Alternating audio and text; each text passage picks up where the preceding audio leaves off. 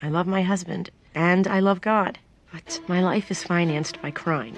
His crime. Who is the TV antihero? Underneath the layers of lies and pretending, his wife can tell us she's an extension of his self-image, a physical manifestation of his desires, and a mirror of him in the home. As the antihero took over our screens in the early 2000s with iconic leads like The Sopranos Tony Soprano, Mad Men's Don Draper, and Breaking Bad's Walter White, their wives Carmela, Betty, and Skyler didn't just add complexity to their husbands' characters, they were complex, fascinating women in their own right. As far as I'm concerned, as long as men look at me that way, I'm earning my keep.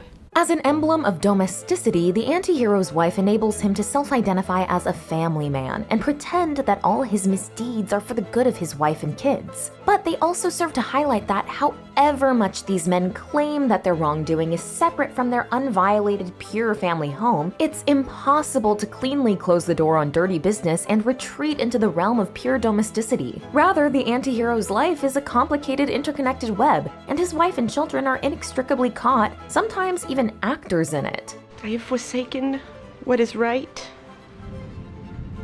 for what is easy, allowing my children to be a part of it because I wanted things for them. Ultimately, this figure demonstrates that what we do out in the world is part of our home life and vice versa. Here's our take on how the antihero wife's internal conflicts play out in the domestic sphere, who she is as a mother, and how our culture is updating this trope so she can take center stage. If you're new here, be sure to subscribe and hit the bell to be notified about all of our new videos.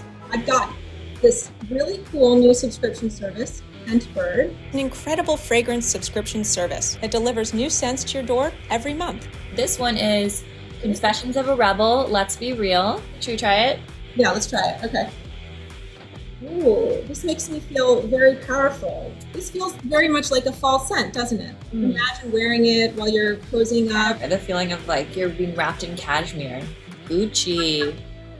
This is very floral. Scentbird carries so many top designer brands. It's such a luxury, such a little pleasure to kind of unwrap it. And what is your scent for this month? I love these canisters. You kind of twist them and then pull it out.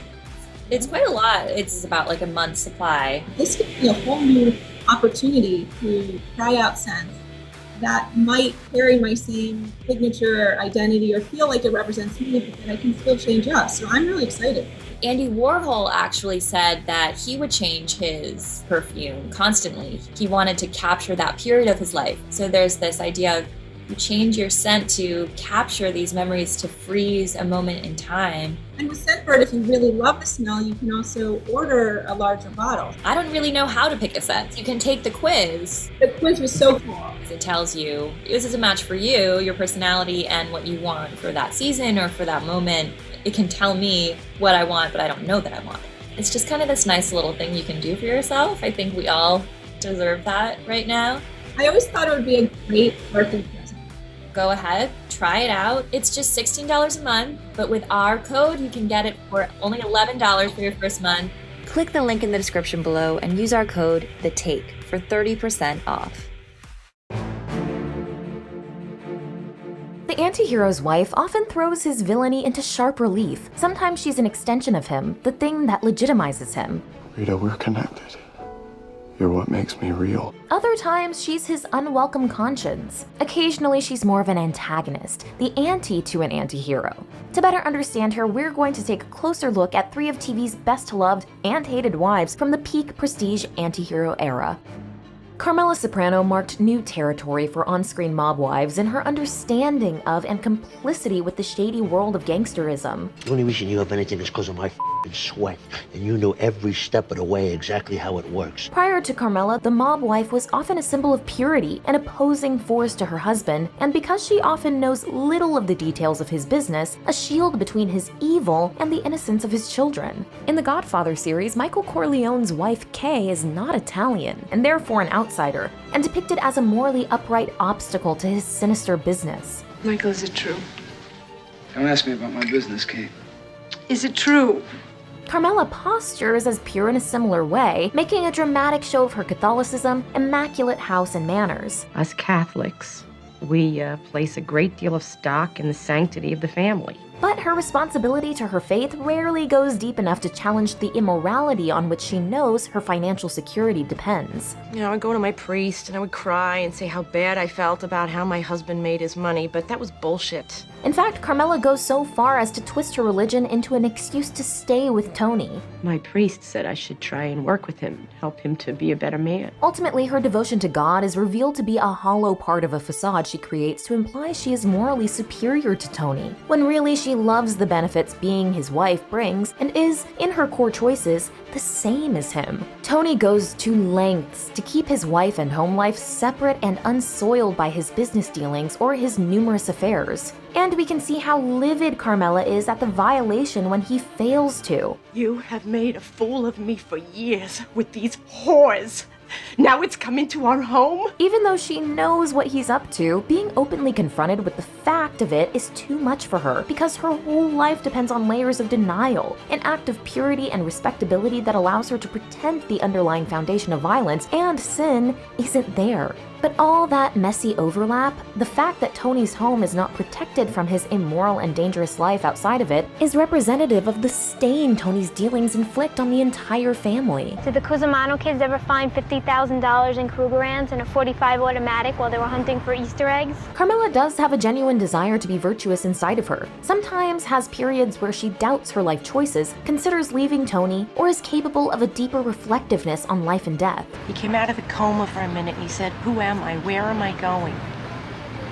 I feel the same way. But ultimately, her bursts of flirting with being good or better also make her like Tony. Both spend a lot of time in the show weighing up psychological, emotional, or moral improvement, but in the end commit to a path of being corrupted, ruthless, and selfish. And while it's easy to say we'd never do what Tony does, it might be easier for viewers to see parts of themselves in Carmela. If we had her house and her money and comforts, with occasional pangs of guilt, would we really take the leap to change our situation or do the right thing? On my second date, he brought me and my mother each a dozen roses and my father a $200 power drill. I knew that behind that power drill there was probably some guy with a broken arm. Or worse.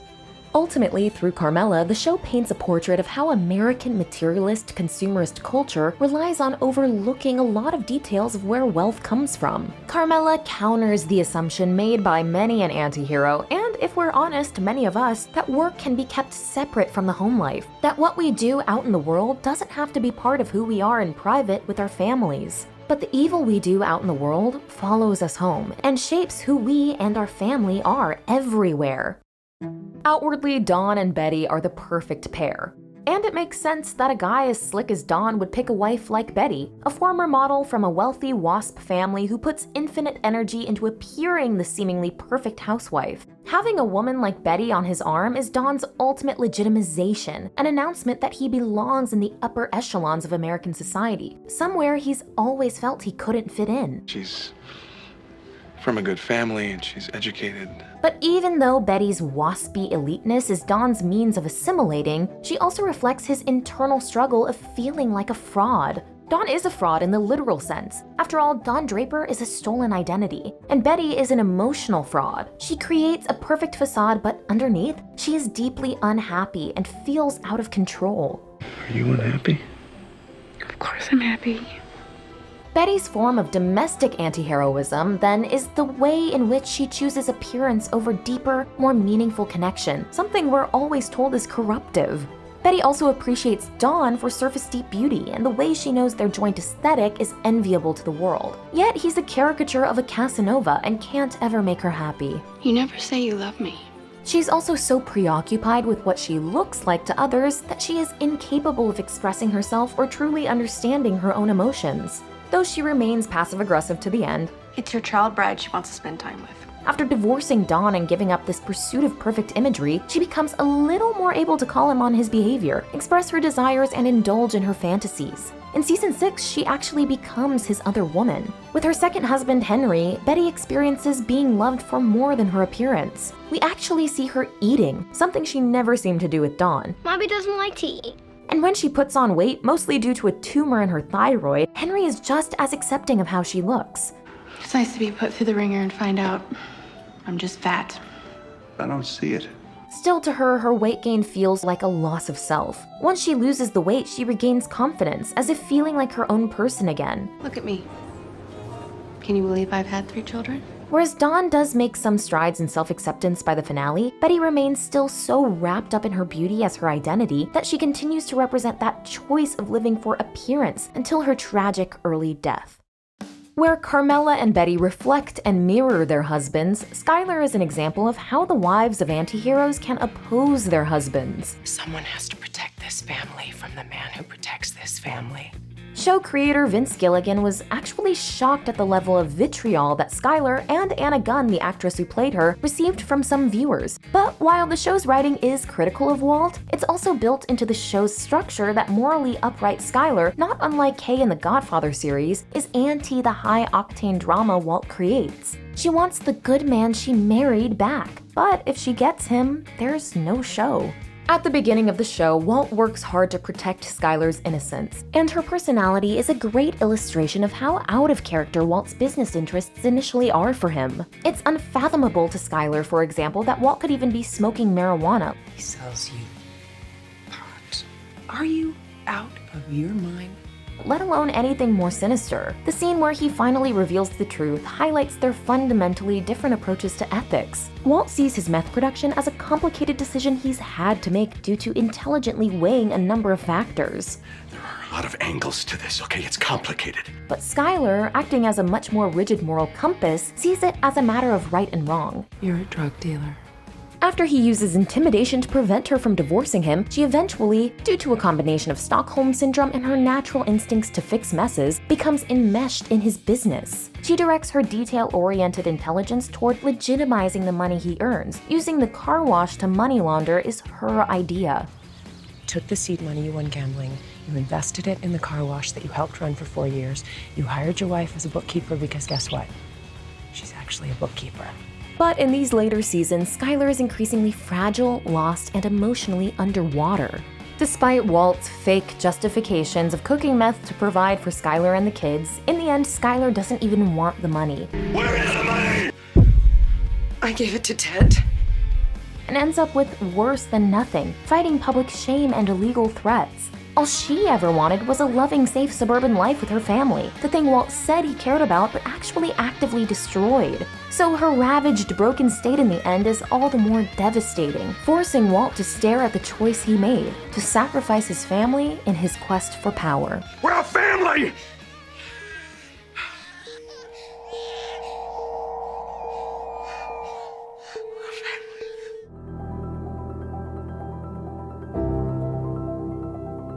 The anti-hero wife is also typically an anti-hero mom, and it's often when it comes to their children that these women tend to most imitate their husband's ruthless gangster tactics. Carmela, the gangster mom, is the prime example of this. Just as Tony or any mafioso uses force or the threat of fear and violence to muscle others into doing what he wants, when someone doesn't want to write a college letter of recommendation for Meadow, Carmela makes it known she's not asking. I don't think you understand. Excuse me?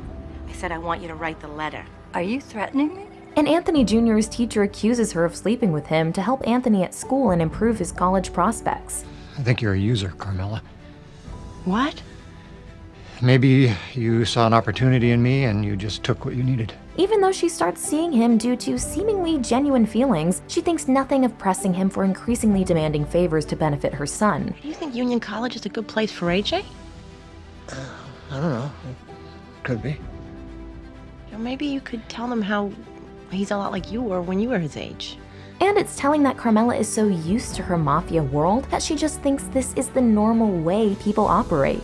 In Ozark, the first hints we see of Wendy Bird's ruthless descent into anti-heroism also come when her children are threatened. You with my daughter, you come near my house again. It'll be you the vultures are picking at.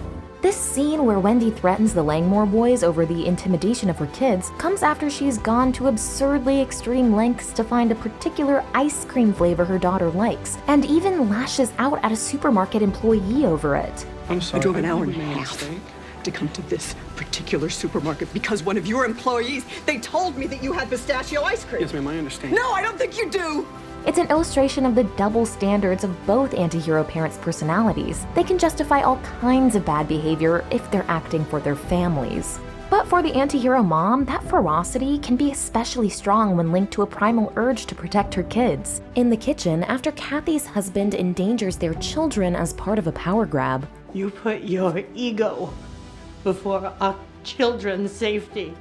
this marks a turning point in her transition into a full cold-blooded gangster herself. The reason is maternal rather than business. Of course, not all antihero mothers are animated by the desire to protect their kids. For example, the Americans' antihero matriarch, Russian spy Elizabeth, uses her all-American kids as part of her seamless assimilation into life in the US. Elizabeth is shown to be more committed to Russia than her husband is. She's an ideologue, eternally returning to her mission. And as her marriage is a part of her espionage, her motherhood, although biological, often seems like a furthering of her disguise. Behind some antiheroes is the antihero mom as villain. Mad Men made a joke of how terrible a mother Betty Draper was. "I'm going to break your arm next." And some viewers vilified her for it, even though Dawn was just absent and not even trying. But perhaps the best example of this trope is Livia Soprano. "I could stick this fork in your eye!" Arguably, the ultimate antihero's wife in The Sopranos is Tony's father's wife, his mother, Livia. His psychologist, Dr. Melfi, proffers that Tony seeks relationships with women who remind him of his mother. I didn't just meet you. I've known you my whole life. My mother was just like you. Bottomless black hole. And in the prequel movie, The Many Saints of Newark, many viewers noticed the younger incarnation of Livia in the movies looks a lot like Carmela. Livia is fearsome, but her means of violence are psychological. She manipulates her children and resents being confined to the domestic sphere. You know, everybody thought Dad was the ruthless one, but I gotta hand it to you. If you'd been born after those feminists, you would have been the real gangster. Despite perhaps resembling Livia and also having those gangster instincts, in some ways, Carmela is Tony trying to get away from his childhood life. The beautiful, manicured wife with a lavish lifestyle and a palatial home is both a symbol of how well he's done for himself and a stable, reliable presence unlike his mother. Despite your mothering, you made one good decision in your life vis-a-vis women. You're not gonna throw that over. Tony has spent years trying to get his mother to love him the way he wants her to, and she repays him by almost getting him whacked. So while Tony is the anti-hero of the piece, it's Livia who's the bad guy, to the point that the audience is almost rooting for Tony when he goes to smother her in the hospital.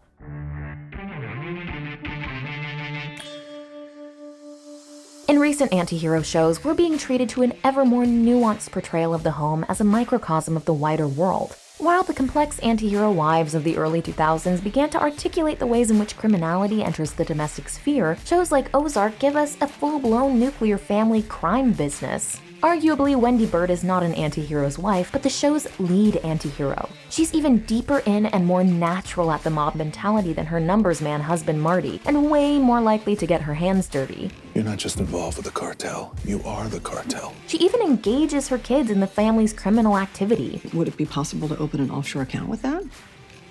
You want to launder money through it? I can do it. Just this once. Her descent from stay-at-home mom into the cartel also highlights the way that power can become intoxicating, especially for women who felt impotent in or unsuited to a more traditional housewife role. Elsewhere, in Kevin Can Himself, the Kevin character, who has emerged in different incarnations since the advent of the sitcom, isn't the hero but the villain of the piece. You're gonna have to come up in 45 with a beer and a sandwich. He's a boorish, selfish, controlling misogynist with very little care for his wife. He didn't like something that was my own, and so he took it away from me. Like my friends, like any shred of life that is my own. As she slowly realizes how terrible he is and makes her own plan to kill him, Allison becomes an unlikely anti-hero, getting us to actively root for her to kill this man who has kept her down. Each anti-hero is of their time. Tony Soprano symbolized the richness and excess of the late 90s, Walter White represented a post-crash anti-hero, Allison is the anti-hero for the post-#MeToo era. No longer does the anti-hero's wife have to be a reflection of him, or limit her transgressions to the domestic realm. When a wife or mother is centered in the anti-heroic family story, we uncover different motivations and different modus operandi, yielding new insights about the ways we all might break bad. It could have been a big deal. It could still be a big deal. This is The Take on your favorite movie, shows, and culture. Subscribe so you can watch all of our videos.